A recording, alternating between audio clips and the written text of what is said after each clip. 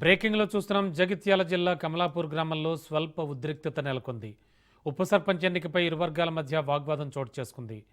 ఎన్నికల్లో బీజేపీ అభ్యర్థి సర్పంచ్గా గెలుపొందగా ఉప సర్పంచ్ ఎన్నికపై ప్రధాన పార్టీలు బలపరిచిన అభ్యర్థులకు మధ్య చర్చకు దారితీసింది. దీంతో పోలీసులు పోలింగ్ కేంద్రం వద్ద ఇరు వర్గాలను చెదరగొట్టేందుకు యత్నించారు.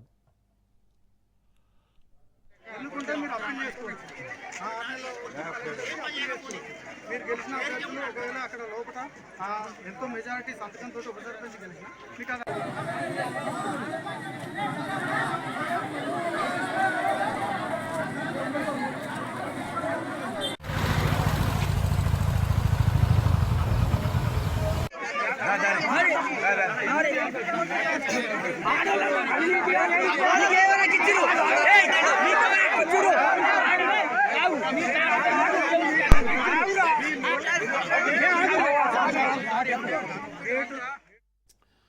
బ్రేకింగ్లో చూస్తున్నాం. జగిత్యాల జిల్లా కమలాపూర్ గ్రామంలో స్వల్ప ఉద్రిక్తత నెలకొంది. ఉప సర్పంచ్ ఎన్నికపై ఇరు వర్గాల మధ్య వాగ్వాదం చోటు చేసుకుంది. ఇదే అంశానికి సంబంధించి మరింత సమాచారం మా కరెస్పాండెంట్ రవీందర్ అందిస్తారు. రవీందర్, ఏమిటి గొడవ సద్దుమణిగిందా?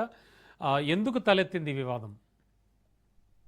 రమణ, ఒకవైపు జగిత్యాల జిల్లాలో ఇప్పటివరకు పోలింగ్ ముగిసింది అనుకుంటే ఒకవైపు కౌంటింగ్ ప్రక్రియ కొనసాగుతున్నప్పటి నుంచి కూడా ఇప్పటివరకు ఉత్కంఠగా నెలకొన్న పరిస్థితులు అయితే చెప్పవచ్చు. కొన్ని చోట్ల మాత్రం ఆ పోటాపోటిన ప్రచారాలు జరగడంతో ఒకవైపు పోలింగ్ కూడా అదే విధంగా కొనసాగింది. ఎందుకంటే అభ్యర్థులు ఎవరైనా కానీ ఒకవైపు మా అభ్యర్థి గెలవాలనే కోణంలో కూడా ఇప్పటివరకైతే ప్రచారం ముమ్మరంగా కొనసాగించడం జరిగింది. అదే విధంగా వాళ్ళు కౌంటింగ్ జరుగుతున్న సమయంలో కూడా మా అభ్యర్థి గెలుస్తాడనే కోణంలో కూడా ఒకవైపు పోటాపోటిన అక్కడ బయట నిల్చోవడం 100 మీటర్ల దూరంలో ఉన్నప్పటికీ కూడా ఈ ప్రచారం అయితే అదే విధంగా కొనసాగిన పరిస్థితి చెప్పవచ్చు.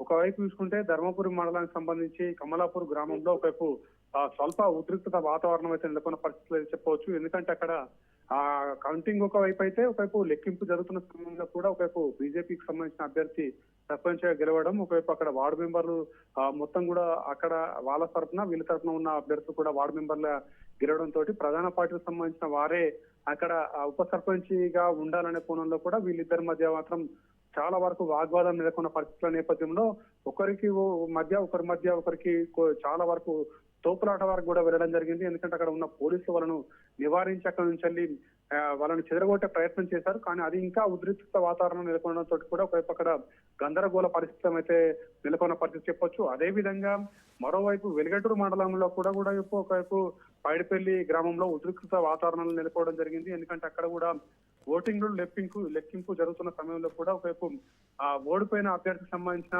అనుచరులు అయితే ఆందోళనకు దిగడం జరిగింది.